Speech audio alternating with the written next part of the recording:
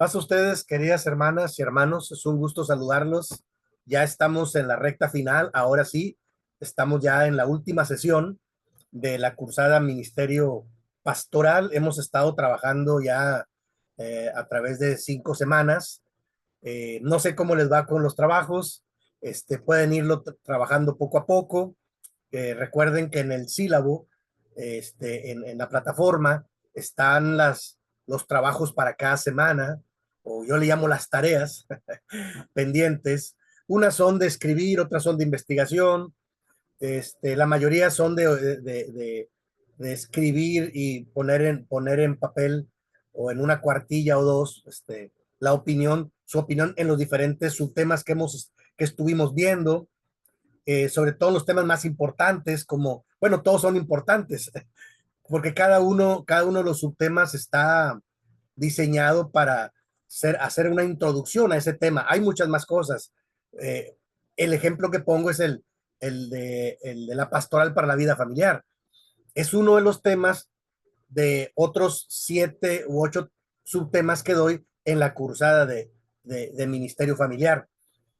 Pero este es importante porque abre el panorama para los diferentes tipos de familias, para hablar de la familia de hoy en día, cómo se puede abordar, cómo se puede restaurar sobre todo. Y bueno, ese es uno de los subtemas que vimos. Hablamos de una espiritualidad bíblica y genuina, hablamos de los dones del Espíritu Santo y los ministerios. Y la última semana, las últimas 2 semanas, yo les decía que estas últimas 2 semanas, la semana pasada hablamos del ministerio y sacerdocio de todos los creyentes. Es el tema teológico. Y entonces yo me esforcé en tratar de que entendiéramos cómo es que nosotros trabajamos, la mayoría, de una manera tradicional. Yo le digo así, lo que nos han enseñado en la iglesia, nuestra tradición, que no es mala, es lo que hemos heredado y lo seguimos trabajando. Ahora, yo lo único que digo es que hay que mejorarlo siempre. Entonces, es un proceso de ir, estos temas que yo les he compartido con mucho cariño, la idea es irlos revisando, irlos mejorando, agrandando, y la visión se va a agrandar de tal manera que la idea es que ustedes al final puedan hacer un proyecto, un plan de atención, yo le llamo. Es un proyecto, un plan de atención. Antiguamente se le llamaba un plan de trabajo. Yo le llamo un plan de atención para su congregación donde ustedes están. Y alguno de estos subtemas ustedes pueden tomar para decir, a mí, yo voy a hacer un plan de atención para trabajar el tema de los dones y los ministerios. O voy a hacer un plan de atención para hablar el último subtema en el que estamos, hoy es la parte final, es la iglesia como una comunidad pastoral. ¿Sí? Y este es todo un tema. Yo les decía desde la semana pasada, el ministerio de todos los creyentes y la iglesia como una comunidad pastoral son los últimos dos subtemas. Yo a propósito los dejo al final porque son los que nos orientan, nos motivan y nos llevan a mirar cómo aplicamos todo lo que hemos visto a nuestra iglesia local. Sí, porque uno de los grandes peligros es quedarnos con la información nada más. Sí, la información nos sirve para abrir el panorama, para tener más herramientas, pero la parte final a mí me gusta que ya estemos enfocando hacia mi iglesia local, donde el Señor me tiene a mí reuniéndome. Es una iglesia pequeña, es una iglesia grande, es una iglesia nueva, es una iglesia de muchos años, no lo sé, son diferentes. Y algo que yo digo, hermanos, es que no, la última vez que prediqué en la graduación de los estudiantes del seminario acá en México fue hace como unos 4 años, si no me equivoco. Por ahí tengo mi grabación, me la regalaron. Yo les decía a ellos en la parte final que no menospreciaran ninguna iglesia a los que los enviaran. Y les daba yo un poco de mi testimonio, de cómo cuando yo gradué en el año 90 me envían a una iglesia muy lejana y muy aislada en esos años, y muy peligroso porque Tijuana, Baja California, México, era un lugar de los más peligrosos.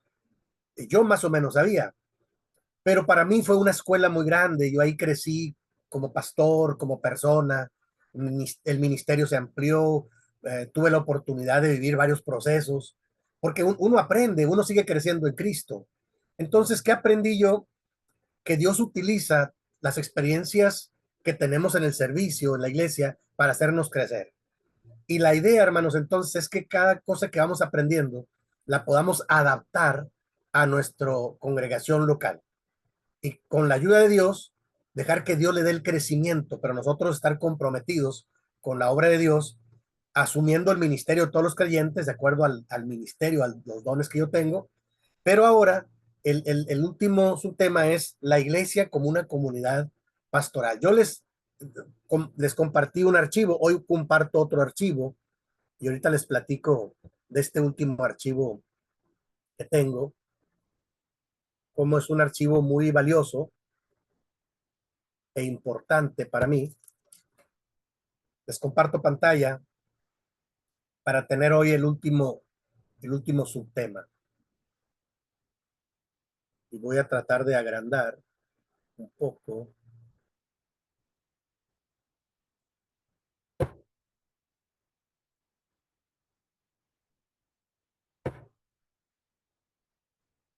Ahí está, ahí está. La iglesia como una comunidad sanadora. Este archivo, hermanos, déjenme les platico, este es el único archivo que yo no elaboré, pero me gustó mucho y porque es el tema que estamos trabajando. La iglesia como una comunidad pastoral, una comunidad sanadora, una comunidad terapéutica, son diferentes maneras de enfocar a la iglesia, a mí me gusta más como una comunidad pastoral, porque lo pastoral engloba lo sanador y lo terapéutico, y ahorita van a ver por qué. Entonces, este archivo yo lo adapté. Es un archivo más grande que tiene dos partes, por eso dice parte uno. Yo solo voy a trabajar la parte uno y la parte uno la adapté todavía porque es un archivo largo.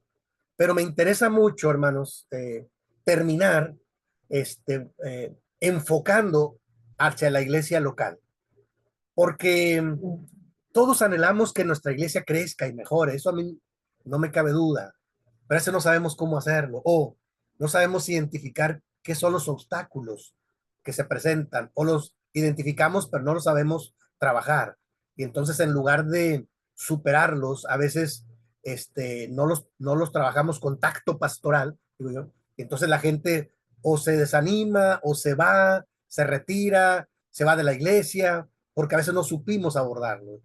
Yo les comparto, yo creo que de las tareas más fuertes que me asignaron a mí, fue tratar de llevar una iglesia en orden, pero en este asunto del orden, tú tienes que tener mucho cuidado para poner orden. O sea, no se trata de mandar, no se trata de dañar, se trata de orientar y encauzar y acompañar. Entonces, este archivo habla de esto, de algunas cosas muy importantes, de cómo es un proceso que tenemos que trabajar para que nuestra iglesia, donde nosotros estamos, se convierta como una iglesia, como una comunidad es donde todos somos iguales, ¿verdad? Una comunidad sanadora o terapéutica o pastoral, ¿de acuerdo?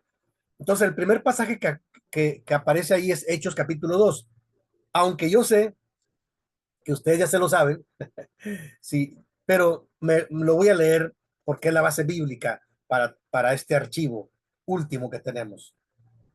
Hechos de los Apóstoles, capítulo 2, desde el versículo 41 al 47, dice ahí la palabra de Dios así. Se lo voy a leer. Dice Hechos 2:41. Así que los que recibieron su palabra fueron bautizados y se añadieron aquel día como 3,000 personas. Y perseveraban en la doctrina de los apóstoles, en la comunión unos con otros, en el partimiento del pan y en las oraciones. Y sobrevino temor a toda persona, y muchas maravillas y señales eran hechas por los apóstoles. Todos los que habían creído estaban juntos y tenían en común todas las cosas y vendían sus propiedades y sus bienes y los repartían a todos según la necesidad de cada uno. Y perseverando unánimes cada día en el templo y partiendo el pan en las casas, comían juntos con alegría y sencillez de corazón, alabando a Dios y teniendo favor con todo el pueblo. Y el Señor añadía cada día a la iglesia los que habían de ser salvos. Amén. Esta es la parte bíblica, bíblico-teológica. Entonces, este pasaje nos ilustra perfectamente cómo inició la iglesia neotestamentaria después de que el Señor Jesús resucitó y les dio la gran encomienda. Aquí vemos un gran ejemplo de los primeros frutos.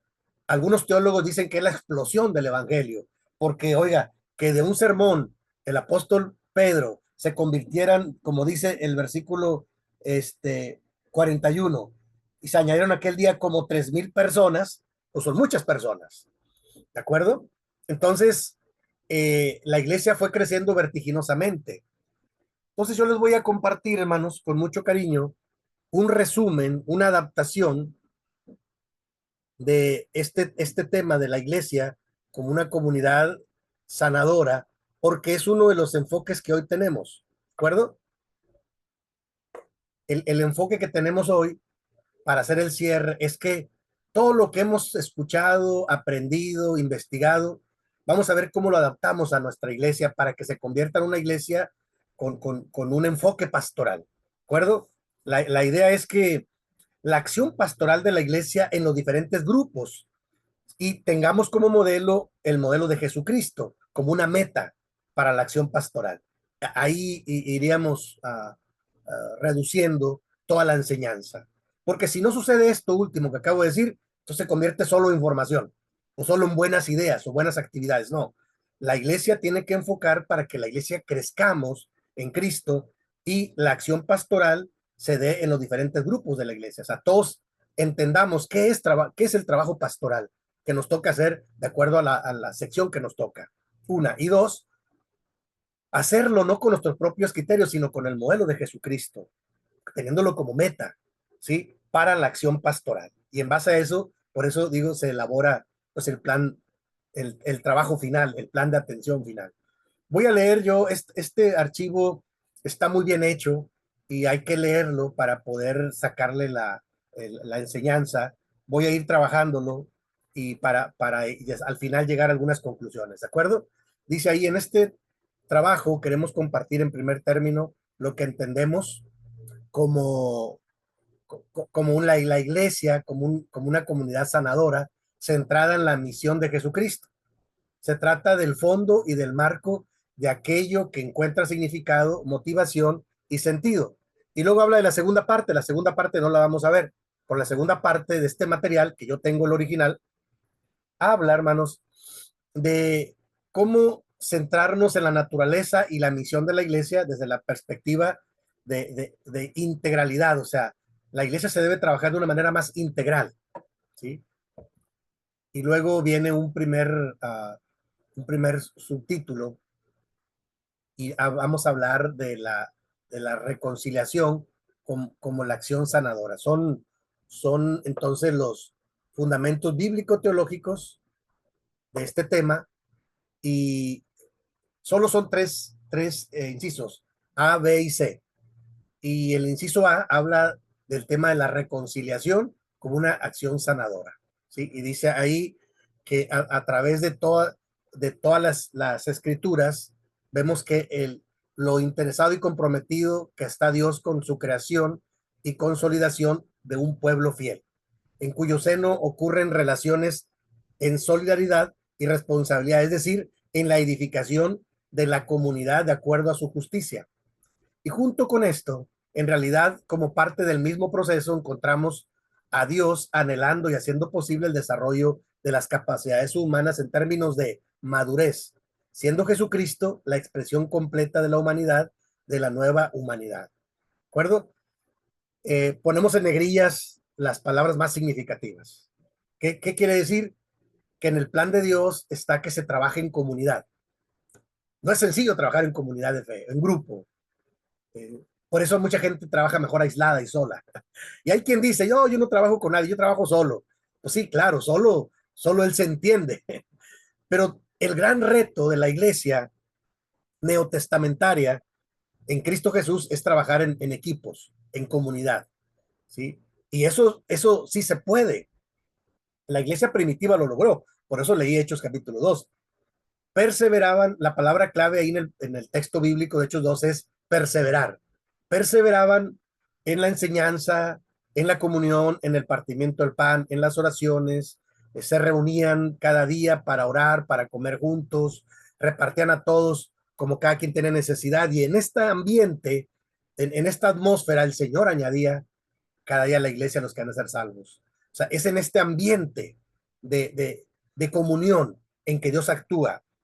Eso es muy importante, hermanos. Por eso las iglesias comúnmente, como somos, están formadas por seres humanos y algunas ya tenemos años congregándonos, pues se necesita una acción sanadora de parte de Dios. Vamos, se necesita trabajar el tema de la reconciliación.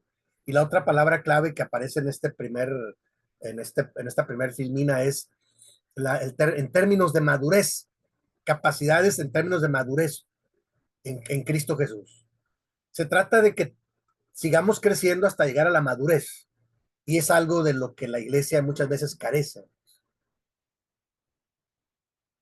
Cuando no hay madurez, hermanos, entonces las cosas se empiezan a distorsionar. Las cosas no se mejoran porque no hay madurez.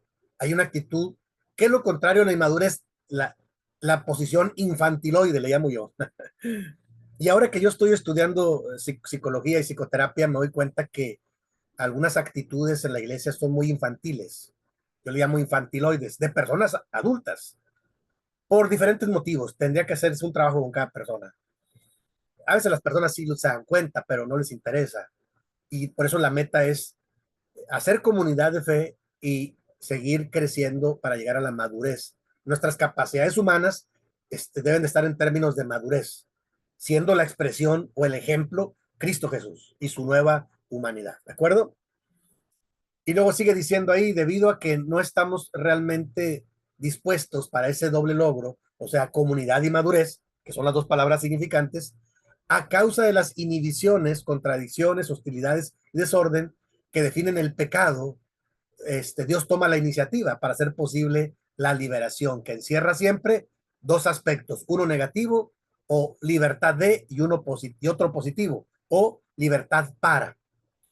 El tema bíblico central es evidente, es el de la redención liberadora, motivada y hecha posible por la gracia de Dios. Está en palabras mayúsculas. O sea, lo único que hace posible, hermanos, que seamos comunidad y que tengamos madurez es la gracia de Dios. Y se da una acción de redención o salvación liberadora. La salvación es por la gracia de Dios, ¿perdón? Por eso yo lo resalté en mayúsculas. Cuando la gracia de Dios no está en una iglesia, hermanos, estamos en la carne y se convierte en una lucha de poder. Cuidado con eso. Cuidado con eso, porque yo lo he visto en muchas iglesias. Cuando el debate se dan a ver quién gana, qué persona, qué familia, qué grupo, entonces no hay reconciliación, no hay madurez, no hay comunidad. Qué peligroso. Eso yo soy un poco crítico cuando veo que hay una iglesia que tiene estas características. Digo, hermanos, no estemos jugando a la iglesita, les digo yo. O sea, no reduzcamos el proyecto de Dios a una lucha de poder por cosas materiales. Por ejemplo, ¿no? Me tocó a mí una vez, varias veces me tocó recibir iglesias o que alguien se dividía. Y yo le decía, hermano, tranquilo, no se vaya enojado. Vamos a orar para que, pues, que Dios sea el que decida al final quién está bien y quién está mal. Oh, que me voy a llevar esto. Llévese lo que usted quiera. Digo, no es lo correcto porque no son cosas nuestras, son cosas de la gente, de la iglesia. Pero lléveselo. El reino de Dios no tiene que ver mucho con cosas materiales, aunque lo correcto es que respetemos lo que es de la iglesia. O sea, a mí siempre me quedó claro que las cosas son de la iglesia, ¿no? Entonces, pero eso lo entiendes cuando tú estás en la gracia de Dios. Sabes que todo es de Dios y todo es de la comunidad de fe, porque hay madurez y se da una redención liberadora, ¿no? Sigue diciendo ahí, dice, los hombres liberados o libres son quienes reconocen y aceptan su señorío, o sea, el señorío de parte de Dios, desde la fundación del pueblo de Israel, y la liberación es una experiencia y una promesa constante. Acuérdense que dice Génesis 12, termina diciendo la promesa de Dios a Abraham, y serán benditas en ti todas las familias de la tierra. Entonces, desde el principio, Dios le promete a Abraham y para toda su descendencia, para el pueblo de Israel, que después se convierte, que tengan una experiencia liberadora. Es una experiencia de liberación y de comunidad y de madurez. O sea, Dios le da indicaciones cómo es que él debe trabajar, siempre cuidando la bendición. Sigue diciendo ahí, en el Nuevo Testamento, en Jesucristo, culmina la obra liberadora de Dios a través del establecimiento del nuevo pacto, de la nueva creación. O sea, es importante entender esta transición. Yo tengo un tema, apenas me invitaron a predicar y tuve que esforzarme en predicar un tema que le llamo herederos de un nuevo pacto, porque yo me di cuenta que los hermanos con mucho cariño y mucho ánimo estaban muy centrados, hermanos, en querer rescatar muchas cosas de la antigüedad, que no son malas, pero es tradición. Yo les decía, hermanos, hay que respetar las cosas, claro, pero la iglesia siempre está en crecimiento y el proyecto de Dios en Cristo Jesús tiene que ver con un nuevo pacto. ¿Dónde dice Hebreos? Hebreos capítulo 6, capítulo 8. Ahí está. Dice el apóstol, pero en Cristo tenemos un nuevo y mejor pacto sobre mejores promesas. Y enfatiza el nuevo pacto en Cristo Jesús. Y lo, lo diferencia entre lo que sucedía en el antiguo pacto, que nadie pudo cumplir esto, y el nuevo pacto en Cristo Jesús se da por la gracia de Dios y Jesús es el que cumple todo. Y nosotros somos herederos de un nuevo pacto. A grandes rasgos es lo que es el sermón último que di. Y al final hago una serie de aplicaciones. ¿Cómo aplica esto? Porque hay que tener cuidado de no estar queriendo llenar la expectativa de Dios desde un antiguo pacto. Ni los israelitas pudieron, la verdad. Por eso el profeta Jeremías y el profeta Ezequiel hablan de que vendrá un momento, les profetizan al pueblo de Israel en que el Señor es el único que va a cambiar un corazón de piedra por un corazón de carne, un espíritu nuevo por un espíritu nuevo por otro, por un espíritu viejo. Esa es obra de Dios, la obra de transformación. Y en el Nuevo Testamento, aquí está el pasaje, un pasaje importantísimo, que es primero los Corintios 5, 17 y 18. Para que se dé esto, en el Nuevo Testamento, la obra liberadora de Dios a través del establecimiento de un nuevo pacto, una nueva creación, el pasaje dice, las cosas viejas pasaron, he aquí todas son hechas nuevas, y todo esto proviene de Dios, quien nos reconcilió consigo mismo por Cristo. Y dice ahí el pasaje, y nos dio el ministerio de la reconciliación, como si Dios rogase a través nuestro, o rogamos en el nombre de Cristo, reconciliados con Dios. Entonces dice ahí, todo es tan nuevo, tan radical, que incluso es necesario adoptar una nueva palabra y un nuevo concepto, precisamente el de la reconciliación. En el Antiguo Testamento casi no se usa esta palabra, se usan otras palabras, redención, pero reconciliación es una palabra muy neotestamentaria y eso se da en Cristo Jesús, sobre todo aquí el apóstol Pablo lo explica, ¿de acuerdo? Y vamos a justificar un poquito esto, de modo que dice ahí, de modo que en primer lugar reconocemos la relación fundamental entre reconciliación y liberación o salud. Si pusiéramos en lugar de O dos signos de igual, las palabras reconciliación y liberación son igual a salud. Ahorita vamos a ver por qué. A partir y a través de la cruz de Cristo. Y se habíamos mencionado los dos aspectos de la obra liberadora de Dios en términos del apóstol en reconciliación mediante Jesucristo y proporciona libertad del pecado y de la muerte, pero también dice, ahora os he reconciliado para presentaros santos y sin mancha e irreprensibles delante de él, dice Colosenses 1:22. O como expresa la carta a los Romanos 6:22, mas ahora que habéis sido liberados del pecado y hechos siervos de Dios, tenéis por vuestro fruto la santificación y como fin la vida eterna. Esta sección, hermanos, habla de la obra maravillosa de Cristo Jesús en favor del pueblo de Dios, del, de los creyentes en Cristo Jesús. O sea, en otras palabras, para que nosotros experimentemos este tipo de conceptos, reconciliación, liberación, salud, o como dice ahí, santificación, reconciliación, esto solamente se da a través de la fe en Cristo Jesús y por la dirección del Espíritu Santo.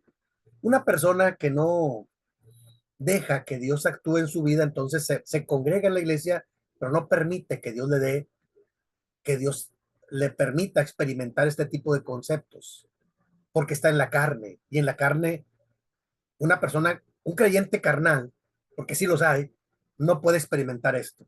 Y tú le hablas, no, hermanos, vamos a trabajar la reconciliación. No, no me quiero reconciliar, hermanos. Mire, somos libres en Cristo. No, no somos libres, estamos bajo la ley. Ah, caray, no lo entienden. Dice el apóstol Pablo, luego hay un velo que no les permite ver con claridad. Y por eso Pablo, el apóstol, habla ya en Efesios, dice, yo oro, el capítulo 1, dice, yo oro por la iglesia para que Dios eh, abra los ojos de vuestro entendimiento y podáis ver toda la grandeza de Dios. Yo lo parafraseo, ¿no? Y bueno, el segundo subtema habla de la reconciliación,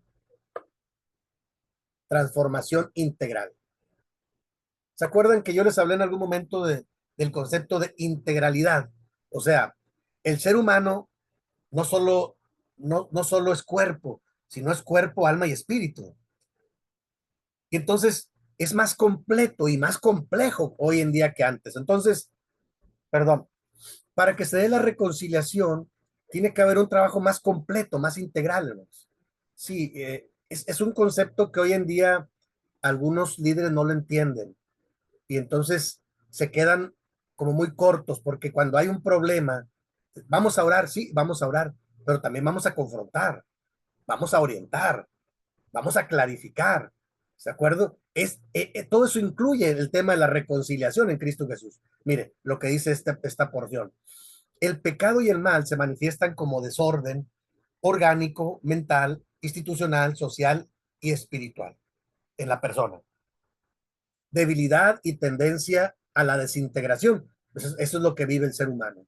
Pero esto no es solo el destino del hombre, sino es un signo de la naturaleza caída. ¿De acuerdo? Y luego viene el pasaje de Romanos 8, 19 al 23, que dice así, ahí está transcrito, porque la creación fue sujeta a vanidad, no por su propia voluntad, sino por causa del que la sujetó en esperanza, porque también la creación misma será liberada de la esclavitud de corrupción y a la libertad gloriosa de los hijos de Dios, porque sabemos que toda la creación gime a una y a una está en dolores de parto hasta ahora. Y no solo ella, sino que también nosotros mismos, que tenemos las primicias del Espíritu, nosotros también gemimos dentro de nosotros mismos esperando la adopción, la redención de nuestro cuerpo. Amén. ¿Qué quiere decir, hermanos? Que tenemos que entender, hermanos, que para que se aplique este concepto de reconciliación, nosotros tenemos que hablar de transformación integral o transformación completa, porque hoy en día el ser humano es más complejo que antes, porque hay muchas nuevas modalidades de pecado. Y bueno, yo ya lo comparto un poco cuando hablo de la familia. Les digo que hoy en día los medios de comunicación son una maravilla como esto. Estamos grabando y compartiendo para los estudiantes en su momento que lo revisen. Pero también es un gran peligro porque hay cosas muy peligrosas. Y los objetos no son malos, es como uno los use, pero es una gran realidad. O sea, el, el, el pecado se manifestó en el ser humano en todos los aspectos de su vida, como dice el paréntesis ahí, en su estado orgánico, o sea, su organismo, en el aspecto mental, institucional, social, espiritual. O sea, el ser humano se afectó todo. Por eso necesita la obra de Jesucristo para hacer una restauración integral, ¿sí? Una transformación integral o completa. Cuando nos quedamos a medias, hermanos, por eso tenemos muchos problemas en las iglesias. Sí, yo llegué a conocer personas en la iglesia que dicen, no, hermanos, yo en la iglesia, mis respetos, pero allá afuera es diferente. caray. Yo le digo, no, no estoy de acuerdo. No, es que así debe ser. No, no, no, así no debe ser. Nosotros los que estamos en Cristo debemos ser las mismas personas dentro de la iglesia y fuera de la iglesia. Dentro de la iglesia y en nuestra escuela, en nuestros negocios, en nuestro trabajo, debemos ser las mismas personas, porque somos personas restauradas y reconciliadas con Dios. Pero si yo nada más digo, es que para mí nada más la parte eclesial, no, no, no, entonces todos los demás partes, ¿dónde está el testimonio? Entonces se dan cuenta, estamos hablando de eso, una reconciliación en términos más integrales o más completos. Se necesita, sigue diciendo ahí, para muchos cristianos, lamentablemente la reconciliación tiene el sentido limitado y estrecho de una mera relación bipersonal, donde se trata de alcanzar o mantener la paz en el alma o la paz con Dios. O sea, hay personas que dicen, no, yo con que esté bien con Dios, con los demás no me interesa. Yo cuestiono mucho esta parte. Le digo, a ver, no, no, espera. No.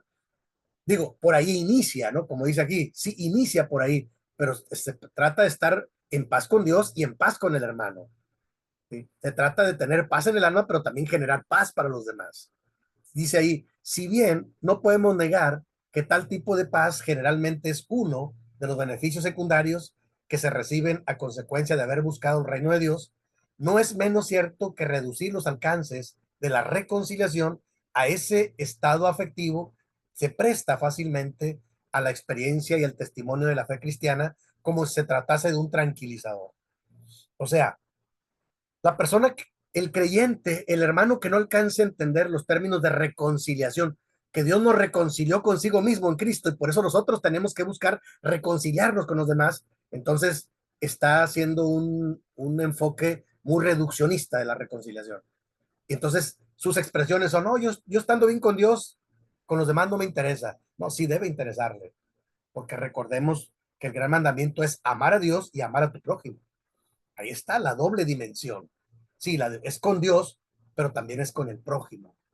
Entonces, hay que tener cuidado con estos enfoques parciales, reduccionistas de la reconciliación. Aquí estamos hablando de que Dios nos quiere reconciliar de manera más completa, más integral.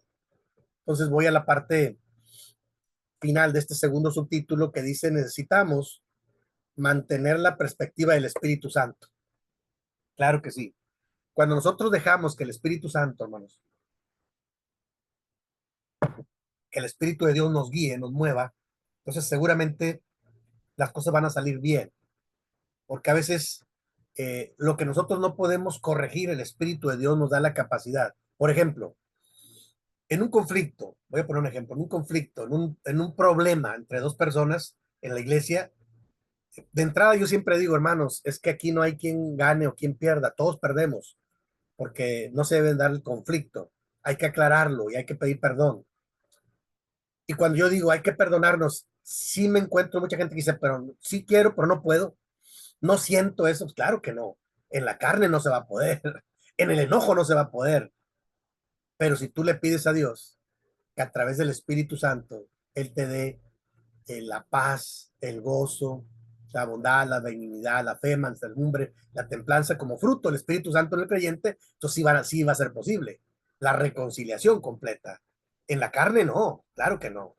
Dice ahí, necesitamos mantenernos en esta dirección del Espíritu Santo, actuando en la escala social y universal, o sea, a un grande alcance, que no nada más se mire dentro de la iglesia, sino afuera también. Dice, en la carta a los Colosenses 1:18 al 20 encontramos a Cristo como medio y fin de la reconciliación de todas las cosas. Es decir, no se trata simplemente de la salud o salvación personal de los creyentes, sino de algo mucho más inclusivo, más grande y transformador. Es la vuelta del mundo al orden de Dios, a pesar de que el triunfo final, que incluye la redención completa y la derrota de la muerte, no es evidente todavía, ya está habilitado el acceso a la nueva creación para el que siga a Jesucristo. La vida, no solamente su vida, adquiere una perspectiva diferente y particularmente en cuanto a la relación con otros seres humanos, puede percibir y actuar según el marco de la reconciliación en Cristo Jesús. En otras palabras, hermanos, como dice ahí en letritas rojas, ya está habilitado el acceso a la nueva creación para el que sigue a Jesucristo, para el que se deja guiar por el Espíritu de Dios. Sí, la persona que solamente tiene el Evangelio en su mente, hermanos, pues entonces no le va a ser posible, porque no es lo mismo creer, conocer el Evangelio, perdón, conocer el Evangelio que vivir el Evangelio. ¿Están de acuerdo? Es una de las últimas precisiones que yo estoy haciendo. ¿Por qué? Porque cuando visito las iglesias me doy cuenta que hay gente todavía con muchos problemas y todos tenemos problemas, eso no me espanta, no. El problema es que generan muchos problemas. Ahora estoy, en 15 días me toca predicar, me invita el pastor de aquí en la iglesia donde me congrego y el tema que me dio, hermanos, es el tema de la disciplina en la iglesia. Le dije, ay, hermano, dice, sí, hermano, es que se lo asignamos ese tema, está en el programa y queremos que usted lo dé. Le dije, bueno, yo no sé si sabe de mi trabajo que yo hice, o hay un dicho aquí en México de broma, dice, ¿me conoce o me habla al tanteo? Y hermanos, si algo me ha tocado trabajar o me tocó trabajar años atrás en la Administración Nacional, fue, decía yo, poner orden, ¿cómo? A través de la disciplina. Vamos, en otras palabras, hubo momentos en que platicando y dialogando y aclarando y reconciliando y restaurando, a veces tienes que aplicar una disciplina, porque hay personas que rebasan los límites, ¿sí? Y están dañando el cuerpo de Cristo.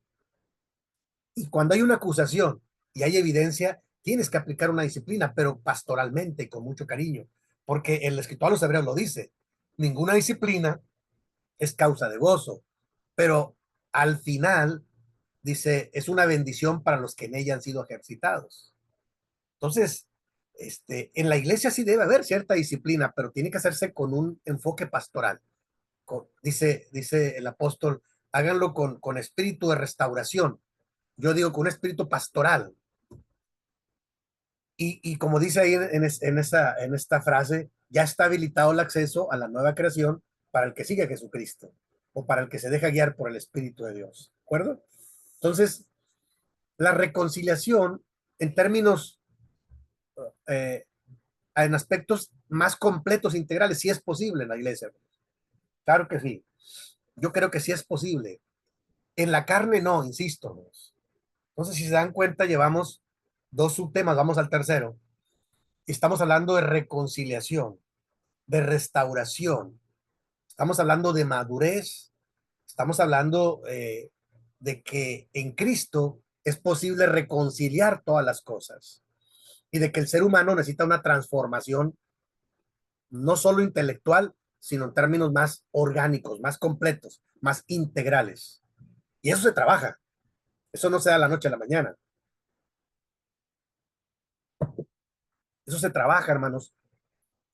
A veces dialogando, a veces confrontando las ideas y hay ocasiones en que tienes que frenar a alguien para que no siga dañando a la congregación. Es un asunto delicado, yo lo sé, porque a ninguno nos gusta frenarnos, pero yo creo que en la iglesia del Nuevo Testamento sí hubo, hay evidencia en la escritura del Nuevo Testamento donde hubo en la iglesia, en la primera iglesia, hubo aspectos que tenían que ser frenados para que no afectaran al cuerpo de Cristo, como a la iglesia como cuerpo de Cristo.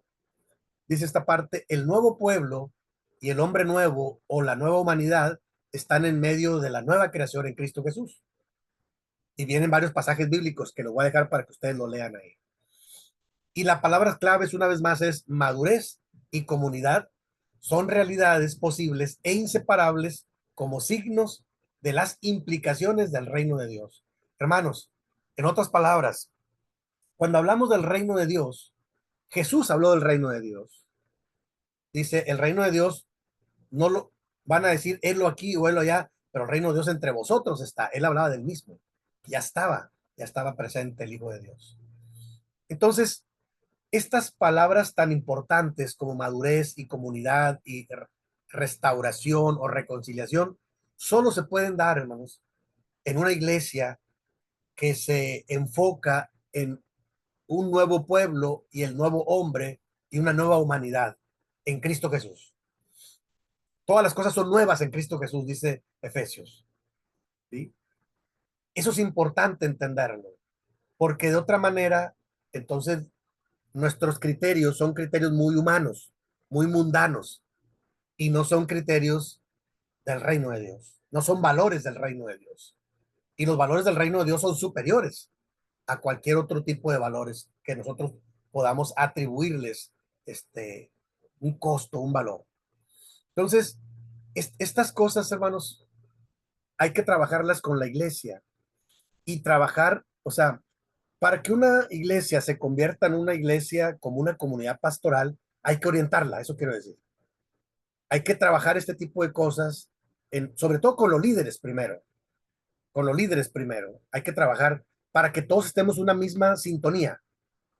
Los líderes deben estar en la misma sintonía, porque si un líder no está en la sintonía espiritual y neotestamentaria, entonces va a causar muchos problemas y nunca se va a acoplar al grupo. Entonces, tenemos que buscar que la iglesia se convierta como una comunidad pastoral, una comunidad terapéutica, una comunidad sanadora, como dice el título de este archivo, pero se trabaja, eso quiero decir. Se trabaja en oración, se trabaja en diálogo, se trabaja en confrontación, insisto, y se trabaja en buscar juntos soluciones. Yo estoy convencido de que en la iglesia siempre debemos buscar una solución. No creo que en la iglesia no haya soluciones. Siempre debe haber. Y el tercer subtítulo, hermanos, el tercer subtítulo de este archivo de la iglesia como comunidad eh, sanadora, vamos a hablar de Jesucristo como sanador o como terapeuta. Yo entiendo que no para todos es tan común, pero ahí viene la explicación. Sí, porque el gran debate o uno de los grandes debates que se da acá en la iglesia en México, hermanos, todavía es si, si algunas de las herramientas de la psicología tienen cabida en la iglesia. Yo todavía me encuentro con muchas personas que dicen, no, hermano, solo la palabra. Y si es cierto, la palabra es la que tiene el poder. O sea, ninguna escuela de psicología o de psicoterapia tiene poder. No son para eso, incluso. Son para acompañar a la persona. No, lo único que puede transformar a la persona es Dios. Eso debe quedar claro. Por eso viene este comentario, este subtítulo tercero es muy importante. Si lo entendemos, hermanos, creo que podemos seguir creciendo mucho. Dice, centrándonos ahora en la situación humana desde un enfoque de la psicología pastoral, o sea, algunas de las herramientas de la psicología y el trabajo pastoral sí se pueden unir. Ya les platiqué, yo el primer diplomado que tuve en la comunidad teológica fue sobre psicología pastoral y se me hizo muy interesante. Ahora, déjenme les digo, cuando uno estudia psicología pastoral, eh, la primera materia es fundamentos bíblico-teológicos de la cristológicos, perdón, de la psicología pastoral. O sea, Jesús es el modelo. Por eso el subtítulo, Jesucristo como terapeuta, dice, es interesante recordar que Jesucristo se presenta como quien sirve y quien sana, ¿de acuerdo? Atendiendo a las profundas necesidades y problemas. Viene el paréntesis. El terapeuta, estrictamente hablando, del griego terapeia, significa servicio, atención, tratamiento, en primer lugar.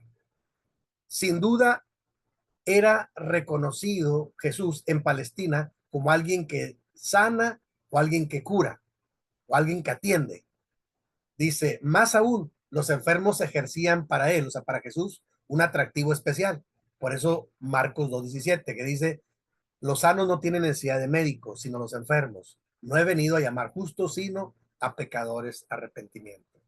Hermanos, esta parte es muy importante para mí porque ahí espero en Dios que sea muy orientadora. No, yo entiendo que hoy en día acá en México se le tiene mucho temor a la palabra terapia. Va a ir a terapia. ¿Y saben qué dice la gente aquí? No, pues si no estoy loco. No, no necesita estar loco para ir a terapia. Se va a terapia para atender su higiene mental. Ir con un psicólogo, con un terapeuta, no quiere decir que esté mal, quiere decir que está desequilibrado. Y si ya tiene alguien que lo acompañe, perfecto. Pero si no lo tiene, sí es importante. Y si lo envían, yo acabo de tener una experiencia, hermanos. No sé si ya la platiqué, parece que al principio lo platiqué, que estaba yo muy consternado al principio de esta cursada. Fue en esos días que inicié, yo estaba muy consternado. Tengo una familia de la iglesia que son grandes amigos. Yo fui su pastor 6 años y seguimos frecuentándonos. Y los hermanos son muy inteligentes, son muy buenas personas. Son gente de la iglesia de años. El hermano, su papá fue pastor allá en un pueblo. Su hermana, su esposa, la hermana, su papá fue un ministro. Tiene de la iglesia de Dios.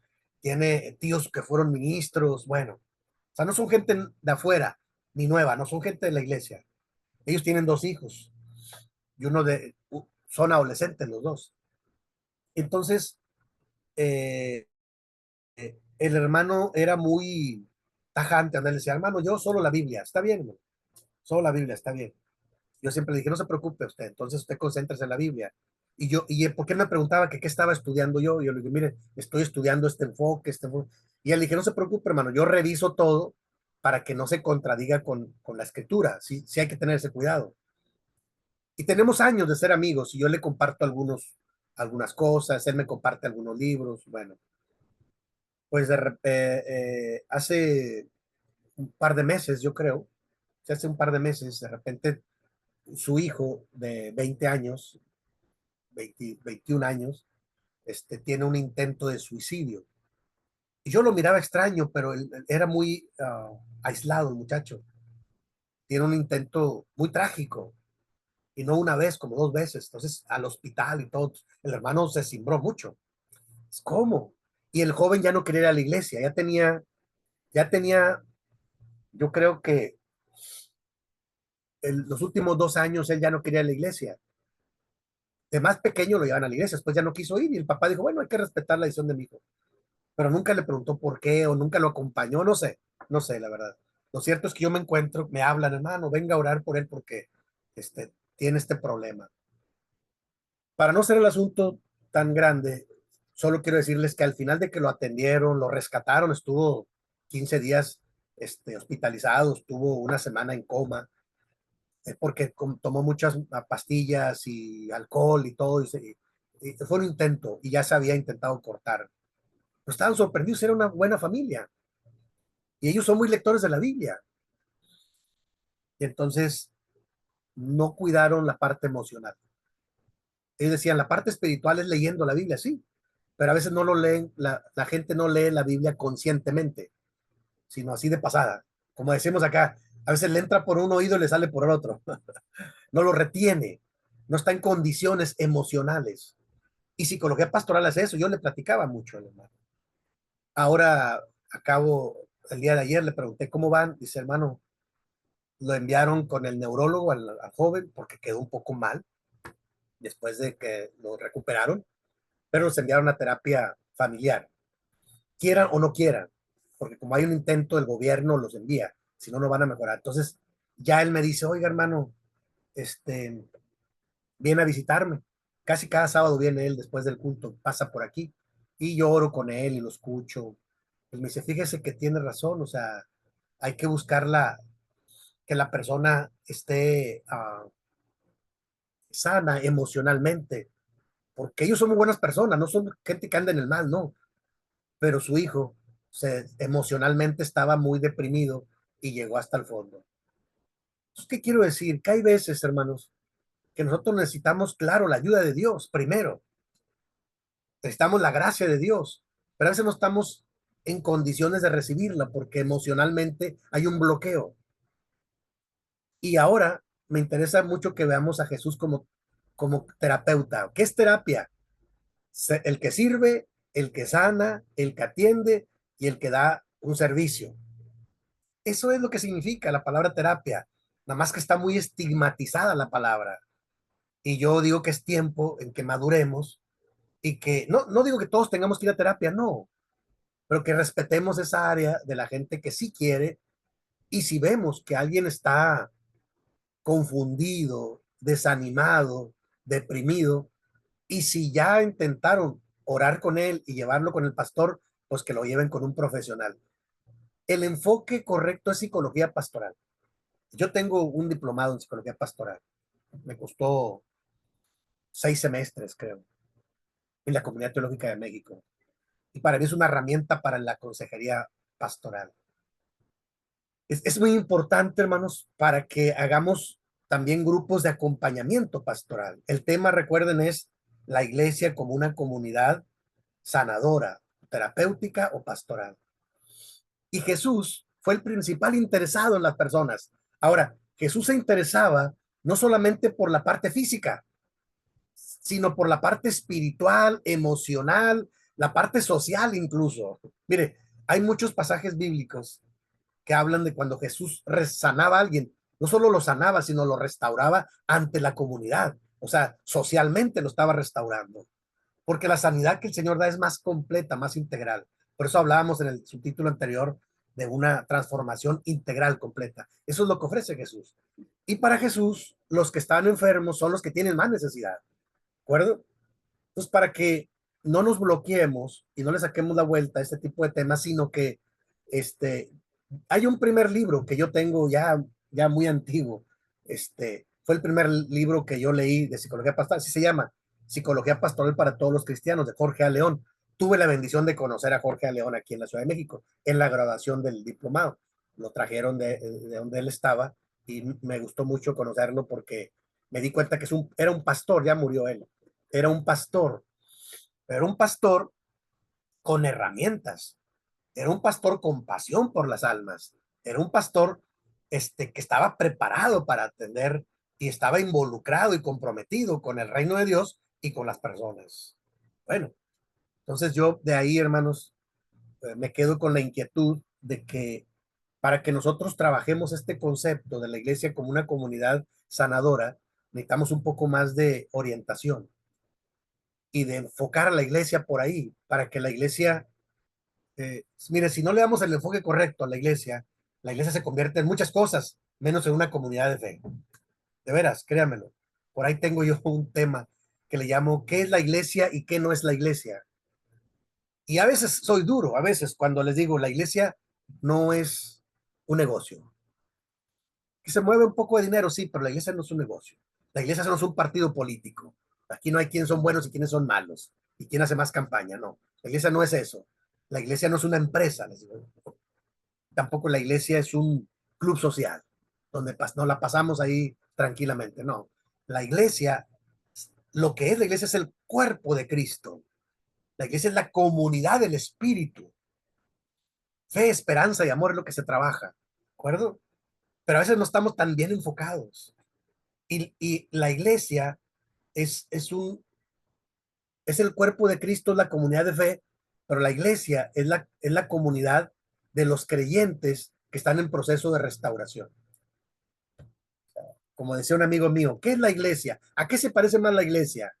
¿Se parece más a un museo de santos o a un hospital de pecadores?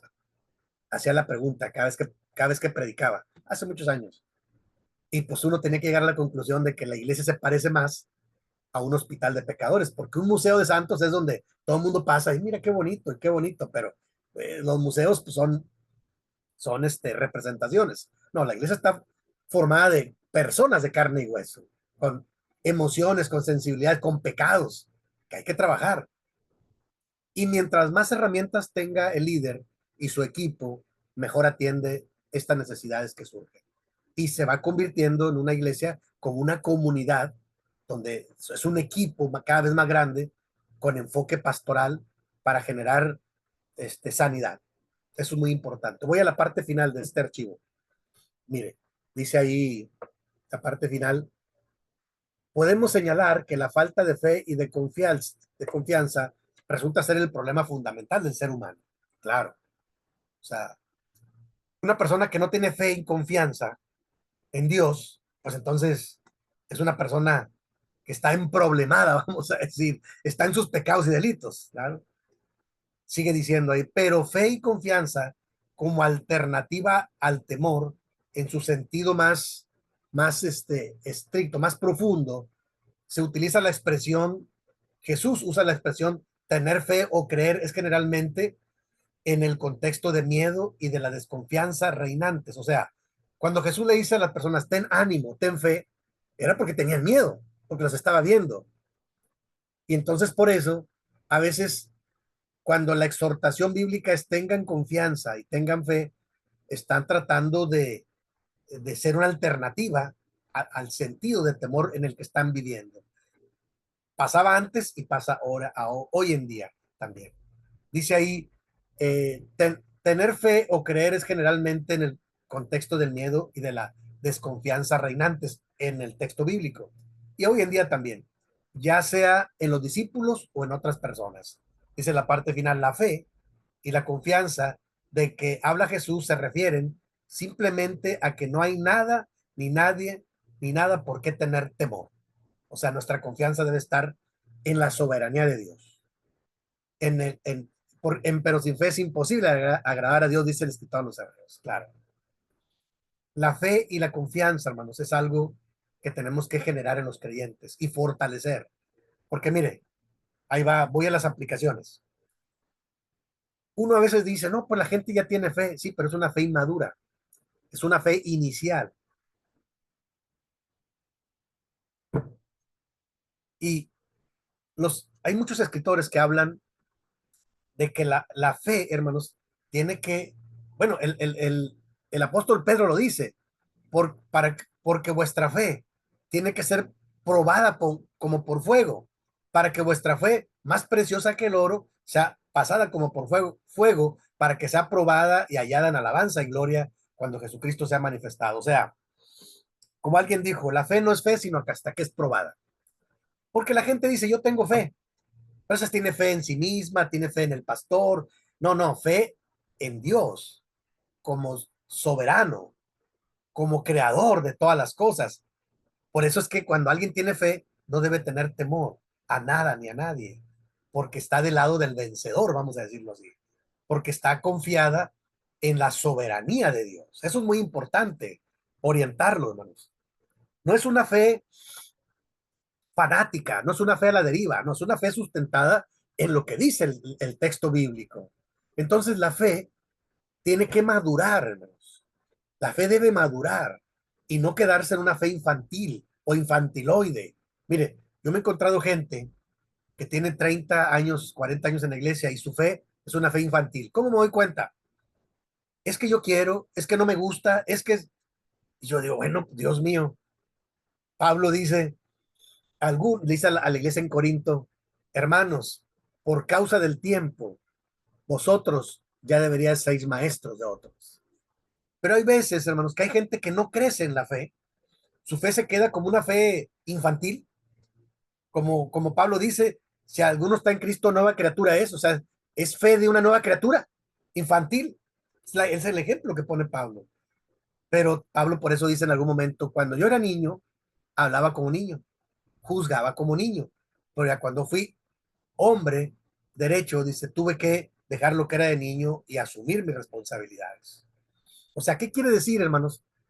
En esta parte, ¿cómo aplicamos esto que yo les comparto con mucho cariño? Que tenemos que trabajar el tema de la fe. La fe no es temor, la fe no es coacción, vamos, no es a fuerzas, no. La fe es un fruto del Espíritu Santo que surge cuando alguien empieza a creer o tiene necesidad de creer, pero presentarles a Jesús es presentarles al Hijo de Dios, es presentarles a la redención completa. Ya lo vimos en las filminas anteriores. Y creer en un Dios creador, eso te da una fe madura. Y las experiencias también, las experiencias de fe también van madurando la fe. Tengo un sermón que le llamo Fe y experiencias de fe. ¿Cuáles son las experiencias de fe? Las enfermedades, los imprevistos, eh, las experiencias de fe, las pérdidas, son experiencias que cuando tú las vives en la fe de Jesucristo, tu fe se va acrecentando. Como Pedro dijo, para que vuestra fe, más preciosa que el oro, sea pasada por fuego, para que sea hallada en alabanza y gloria cuando Jesucristo fuere manifestado. O sea, la fe no es fe sino hasta que es probada. Porque yo les digo, hoy en día hay mucha gente que dice que tiene fe, pero en el primer problema se va, porque va llegando, porque se estaba confundida, porque era una fe fanática, era una fe inicial, no era una fe sustentada ni en el poder de Dios, ni en el Hijo de Dios. Es una fe en que quiero creer en algo porque tengo necesidad. Por eso es que hay que trabajar el tema de la fe y la confianza en las personas en la iglesia. Cuando el creyente está en la fe de Jesucristo maduro y tiene la confianza suficiente para servir y trabajar, entonces, hermanos, nos podemos convertir en una iglesia como una comunidad sanadora, una comunidad pastoral, una comunidad, como dice Jonathan Salgado, una comunidad terapéutica. Voy a la parte final.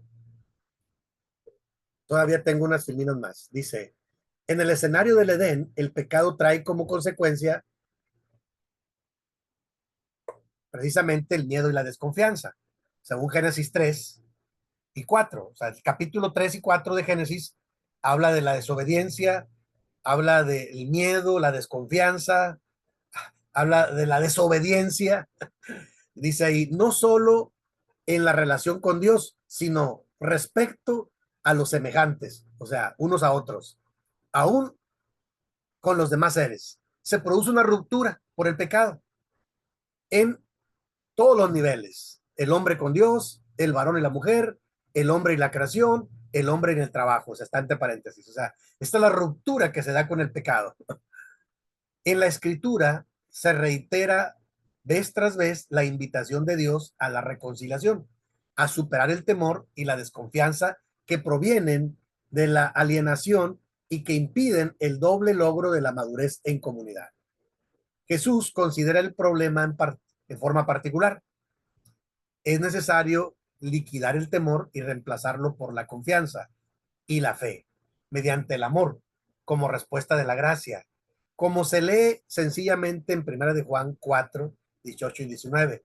Dice ahí, en el amor no hay temor, sino que el perfecto amor echa fuera el temor, porque el temor lleva consigo castigo, de donde el que teme no ha sido perfeccionado en el amor, porque Dios, el que ama conoce a Dios porque Dios es amor.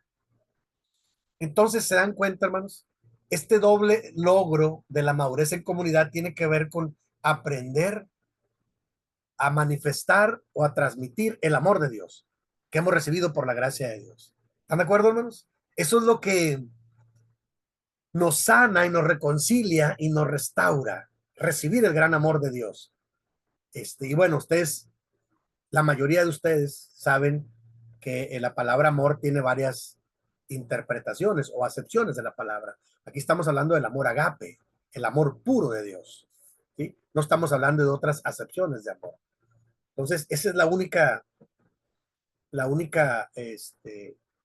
solución que la escritura presenta. El temor divide y aísla, crea hostilidad y al mismo tiempo es expresión de división y alienación. Paraliza y sabotea las energías vitales. Dice, el amor integra y alimenta los vínculos comunitarios, claro. De ahí que hay que generar este concepto del amor. Dice, el hecho de ser amados posibilita la disposición y la decisión de amar. Por eso Jesucristo insiste en destacar su amor hacia el hombre y en el hecho de que el Padre le ha amado como condición y garantía de la capacidad para amar. Para que la cura sea efectiva, es indispensable experimentar aquel amor de Dios, expresión de la gracia de Dios. Es el camino para quebrar el dominio del temor y la desconfianza, dando lugar a la confianza y a la fe. El amor de que estamos hablando incluye compromiso, responsabilidad. No se trata de una emoción o un sentimiento, sino básicamente de la voluntad y la acción de servicio. ¿De acuerdo? Estamos precisando el concepto del amor. Y vamos a la parte final. Es el último subtítulo. El último subtítulo, como para ilustrar, comunidad cristiana, transformación radical. O sea, en otras palabras, ¿se puede en una comunidad de fe, en una iglesia, vivir una transformación radical? Yo creo que sí. Esa es la parte, es la reflexión final.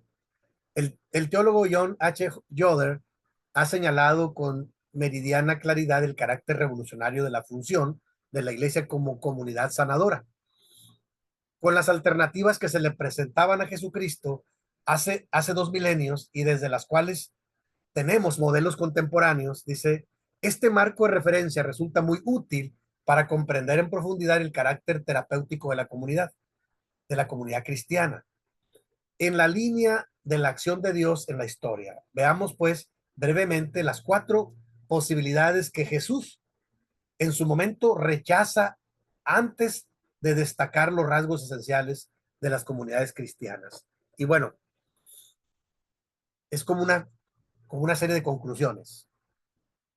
Número 1, el escape del orden establecido, como lo hicieron los esenios de la antigüedad. Estos 4 órdenes, hermanos, eran órdenes del judaísmo, eran grupos dentro del judaísmo. Los esenios eran aquellos que se aislaban y que vivían a la orilla del mar, en cuevas. De ahí es donde después los hallazgos arqueológicos encuentran algunos pergaminos de los esenios. Los esenios eran un grupo de judíos que empezaron a practicar la vida monástica, pero no iban a un monasterio, se iban a la orilla del mar en cuevas, y allá ellos querían vivir la vida cristiana. Dice ahí, el escape del orden establecido, como una alternativa. Como hicieron los esenios de la antigüedad, la fidelidad a Dios y la vida en comunidad se lograrían más fácilmente si unos se mantenían lejos de la maldad circundante y se procura la pureza y la santidad más allá de los compromisos y conflictos. Ese fue uno de los enfoques que había cuando el maestro vino.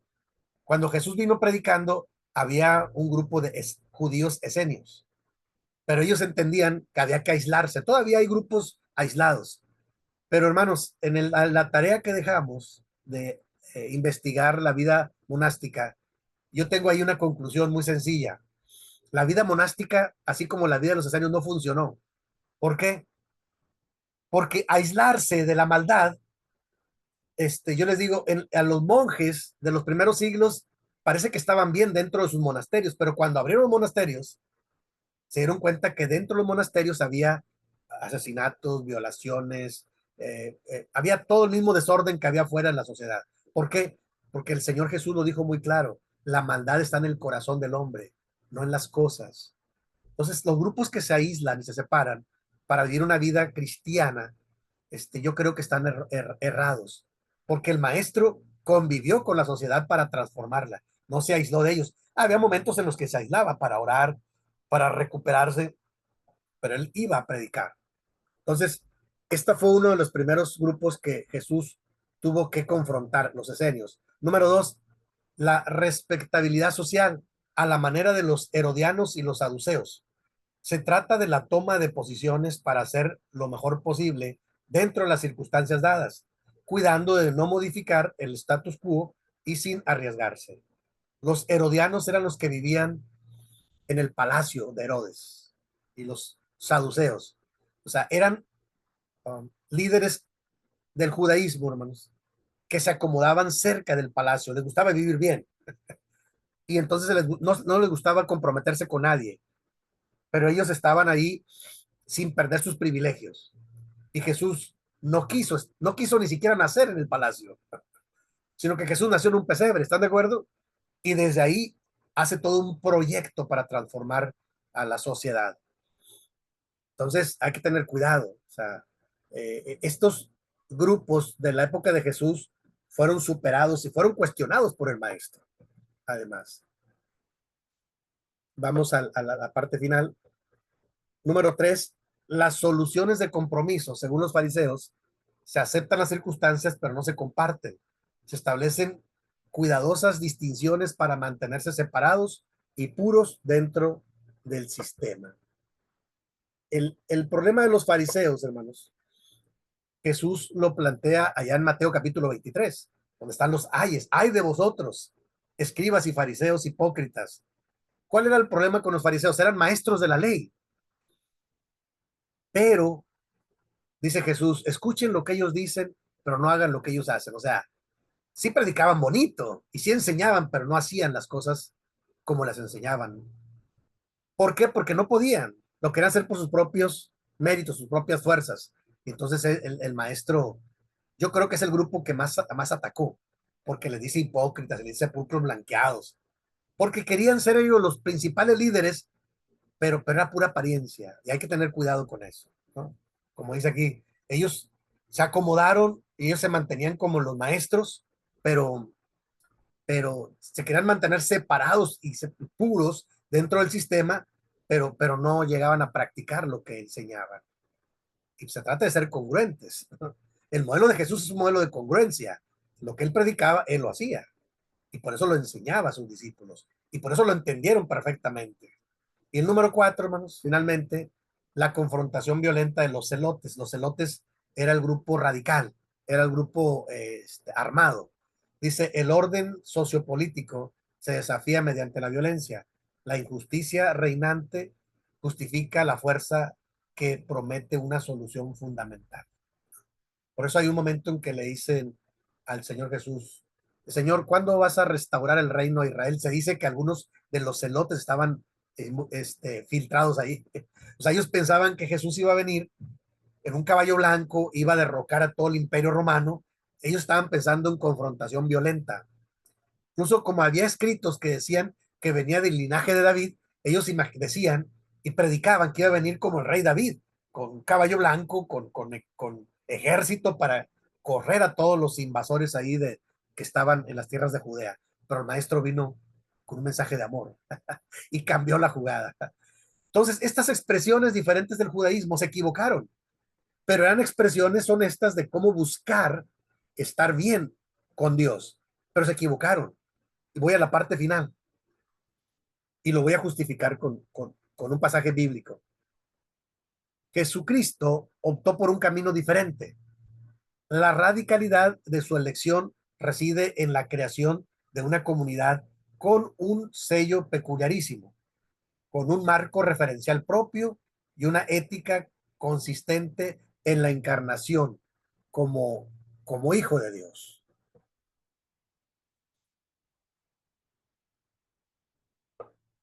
Dice, por último, Jesucristo no se limitó a enseñar estas cosas, ni tampoco a realizarlas en su labor terapéutica o sanadora. Comenzó además la preparación de quienes continuarían con su misión sanadora y liberadora en el mundo. ¿Quiénes iban a ser ellos? La comunidad de seguidores de Cristo, los discípulos de Cristo, que nosotros llamamos los discípulos de Cristo. Era una comunidad de seguidores de Cristo. De ellos se espera que contribuyan una verdadera hermandad cuya nota esencial sea el amor fraternal, responsable y comprometido. Ese amor como Él ha amado, amando como a Él mismo, habrá de neutralizar la presencia insidiosa del temor, posibilitando la libre expresión de la fe y de la confianza. La existencia de esta hermandad en tanto iglesia no se limita a la respuesta a sus propias necesidades. Existe más bien como sociedad abierta y dirigida, encarnación y servicio hacia el mundo. El poder sanador y liberador de Jesucristo se continúan manifestando a través de ella, de la comunidad de fe, o sea, de la iglesia. Y de ahí, hermanos, que me gustó este archivo. Les digo, este archivo no es mío, me gustó mucho. Ustedes lo van a revisar una vez más, lo pueden volver a leer, yo se los voy a enviar ahorita terminando, pero me parece que las conclusiones son muy contundentes. El maestro solo vino a empezar un proyecto de una nueva creación, de un reino de Dios, pero quienes le deben dar seguimiento, le deberían, son los discípulos de Jesús, o sea, nosotros hoy en día. No se lo podemos delegar a nadie más. Tenemos que asumirlo nosotros y enseñarlo también a nuestras congregaciones para que se conviertan en comunidades sanadoras, pastorales y bien enfocadas para expresar la fe, la confianza, el amor, la restauración, ¿sí? y, y concentrarnos en las cosas que el Señor Jesús nos enseñó. Y pongo, hermanos, como pasaje bíblico Juan 1 del 1 al 14, que lo voy a usar como conclusión. A mí me gusta mucho este pasaje porque me parece que ilustra perfectamente toda la obra redentora de Jesús. ¿De acuerdo? En otras palabras, hermanos, El Señor Jesús ya vino, se hizo carne, habitó entre nosotros, como ahorita lo vamos a leer, y Él hizo su trabajo. Ese es el ministerio que le tocó hacer en ese momento, ¿sí? Lo asumió hasta las últimas consecuencias y entonces dejó a los discípulos. Y por eso los discípulos de Jesús le encargan, Pablo dice, Pablo dice a Timoteo, encarga a hombres fieles que enseñen también a otros. O sea, esta obra debe continuar porque es una obra que Jesús inició y se la delega, se la comparte, se la confía a los discípulos de Cristo. Y en este momento nosotros somos parte de los discípulos de Cristo. Que otro no lo hace ni que se distorsionan, ese es su problema. Nosotros tenemos que hacer las cosas correctas, hermanos. Yo los invito para que revisemos cómo estamos enfocando el trabajo en la iglesia. De hecho, el trabajo final es ese. Hagamos un proyecto de cómo atenderíamos este grupo de hermanos y les vamos a compartir las cosas importantes de la iglesia y no desviarlos con detallitos muy humanos, sino que enfocarlos hacia la fe, la confianza, la esperanza, el amor, la comunidad de fe, ¿sí? La, la, la restauración, la reconciliación, son cosas importantes que se deben trabajar, como dice ahí, posibilitando la libre expresión de su fe y de confianza. O sea, eso es lo que tenemos que transmitir, ¿sí? Es muy importante. Juan, el evangelista, en el capítulo 1, del 1 al 14, lo expresa de manera magistral así. Y este pasaje lo voy a usar como conclusión. Mire lo que dice ahí la palabra de Dios. Juan 1:1. En el principio era el verbo, y el verbo era con Dios, y el verbo era Dios. Es, este era en el principio con Dios. Todas las cosas por él fueron hechas, y sin él nada de lo que ha sido hecho fue hecho. En él estaba la vida, y la vida era la luz de los hombres. La luz en las tinieblas resplandece, y las tinieblas no prevalecieron contra ella. Hubo un hombre enviado de Dios, el cual se llamaba Juan. Este vino por testimonio, para que diese testimonio de la luz, a fin de que todos creyesen por él. No era él la luz, sino para que diese testimonio de la luz. Aquella luz verdadera que alumbra a todo hombre venía a este mundo. En el mundo estaba y el mundo por él fue hecho, pero el mundo no le conoció. A lo suyo vino y los suyos no le recibieron, mas a todos los que le recibieron, a los que creen en su nombre, les dio potestad de ser hechos hijos de Dios, los cuales no son engendrados de sangre, ni de voluntad de carne, ni de voluntad de varón, sino de Dios. Verso 14. Y aquel verbo fue hecho carne y habitó entre nosotros. Y vimos su gloria, gloria como del unigénito del Padre, lleno de gracia y de verdad. Amén. Hasta ahí. Hermanos, queridos, este último pasaje me parece que ilustra perfectamente el modelo de Jesús, o un modelo para darnos un ejemplo y una dirección correcta como iglesia y no perdernos con las estrategias eh, comerciales, le quiero llamar así. Yo estoy muy preocupado, sinceramente, por la iglesia de hoy y veo que muchas iglesias se han perdido en los distractores. Y como yo decía la vez pasada, yo he estado en lugares donde se planea. En la iglesia de Dios estuve cuando menos, no sé, muchos años planeando qué vamos a hacer para las iglesias, pero hoy en día yo lo único que propongo es que regresemos a la palabra de Dios y que rescatemos las cosas más importantes de la palabra. Este archivo puede servir para rescatar y enfocar algunas cosas importantes. Hay muchas cosas que hacer en la iglesia, yo siempre lo he dicho. Hay que construir el templo y embellecerlo, hay que hacer diferentes trabajos, hay que organizarse, pero me preocupa cuando la iglesia está pensando cómo nos la pasamos bien. A veces sucede en algunos lugares que se está pensando más en cómo pasársela bien que cómo vamos a ser más efectivos en transmitir la verdad de Dios y el Evangelio y darle seguimiento al ministerio de Jesús, lo que Él nos dejó para darle seguimiento.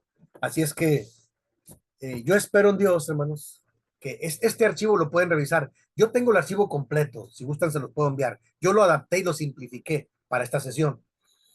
El archivo es más completo y más complejo porque tiene conceptos teológicos, pero me parece que esto que yo les comparto con mucho cariño, esta primera parte y esta adaptación, puede ayudar a enfocar el trabajo que tenemos que hacer. Yo le llamo que a través de un ministerio de acompañamiento y consejería. Yo estoy comprometido con eso. Ojalá y Dios nos ayude para poder en nuestras iglesias locales forjar ministerios de acompañamiento y consejería con los miembros de la iglesia, con las familias de la iglesia y las que de afuera y con los que lo requieran, porque ahí estaremos cumpliendo con la misión del maestro. Si hay muchas cosas que hacer hacia adentro de la iglesia y hay que hacerlas y hacerlas bien, pero esto es prioritario, esto es muy importante, porque si dejamos de hacer esto, entonces creo que el Señor nos reclamaría. Bueno hubiera sido hacer esto sin dejar de hacer lo otro. El trabajo de la iglesia en Cristo Jesús es restaurar, acompañar, eh, promover una salud, una sanidad en, en, en la iglesia como una comunidad de fe y a través de diferentes estrategias. Ojalá y Dios nos dé la sabiduría para tener las estrategias más adecuadas para darle seguimiento a este trabajo. Yo, por lo pronto, todo esto que yo les he compartido con mucho cariño, pues ahí lo dejo en su mesa para que lo revisen, para que lo adapten, lo digieran y espero en Dios que algo de esto les sirva para hacer un proyecto que pueda ayudar a su iglesia local. Ese sería el trabajo final. Si hay alguna duda o pregunta, ustedes me dicen. Yo estoy a la orden, con mucha confianza. Ahí las redes sociales también con confianza me pueden escribir. Sobre todo en esta etapa, si hay alguna duda del trabajo. Pero me parece que solamente hay que sentarse y concentrarse y soñar de cómo me gustaría a mí que fuera mi iglesia local. ¿A qué rumbo me gustaría que tomara? ¿Cuál es el concepto más correcto, más bíblico, más neotestamentario? Y ahí creo que podemos, si hacemos un buen proyecto y lo presentamos al pastor o a los principales líderes, me parece que puede surgir buenas ideas y buenas estrategias para seguir creciendo en Cristo y enfocar en lo correcto que debe estar la iglesia en estos tiempos. Así es que muchas gracias, hermanos. Yo les agradezco mucho. Sé que estoy en el tiempo y bueno, les agradezco mucho su atención y yo sigo a la orden para cualquier duda o pregunta. Muchas gracias. Permiso, querido pastor. Bueno, pues queremos agradecer infinitamente la buena voluntad, amigo mío, y la buena predisposición que usted tiene, su pasión, su corazón pastoral, que de alguna manera son como esas semillas, ¿no es cierto?, que sembramos o se siembra en el corazón de los alumnos. El seminario está profundamente agradecido pues, por su compromiso con nosotros, ¿verdad? Y por su deseo de querer seguir invirtiendo en la vida de nuestros alumnos, principalmente aquí en Argentina. Y bueno, pastor, agradecido infinitamente, insisto, por su buena voluntad, por su buena predisposición. Eh, Dios en su misericordia nos ayuda y nos bendice, ¿no es cierto? Y creemos que los alumnos de alguna manera se han sentido tocados para ejercer un ministerio con convicción, con compromiso, con pasión y sobre todo con espiritualidad, ¿no? Esa espiritualidad que nos hace líderes siervos, líderes tiernos, pero con profundas convicciones. Convicciones de ayudar al otro, de comprometernos con el otro, ¿no? Y de poder ser la experiencia de Jesús en la vida. Así que bueno, pastor querido, muchas gracias. Gracias por haber compartido esta cursada. Quiero orar para cerrar este tiempo para todos y bueno, que demos gracias a Dios por la enseñanza recibida. Les invito a orar. Nuestro buen Padre Celestial, te damos gracias y te bendecimos, oh Señor, por todo este tiempo, estos consejos, estas directrices, estas experiencias de vida que hemos recibido a través del pastor Ismael. Gracias, Padre, porque Él ha guiado esta cátedra bajo la dirección de tu Espíritu Santo y ha desafiado, Señor, a nuestros alumnos a poder ser como Jesús. Señor, bendice a nuestro querido profesor, sé con él, con su hermosa familia, con su ministerio que él continúa, Padre, síguelo guiando bajo la dirección y la sombra del Omnipotente. Bendice a cada alumno, a cada alumna, Señor, que ha recibido esta enseñanza y permite que sea de bendición y de abundancia espiritual en sus vidas y en sus ministerios. Te damos gracias y cerramos este tiempo de enseñanza en el nombre poderoso de nuestro Señor y Salvador Cristo Jesús. Amén. Amén. Amén. Pues muchas gracias, les deseo un Gracias. abrazo y bendición para todos. Y bueno, como dijo el pastor, si alguien tiene alguna pregunta, él siempre está muy dispuesto a poder contribuir a las dudas o a los problemas que tengan. Bueno, les mando un gran abrazo y un deseo de bendición para todos. Gracias, pastor. Dios le bendiga. Gracias, hermanos. Dios los bendiga. Paz a ustedes.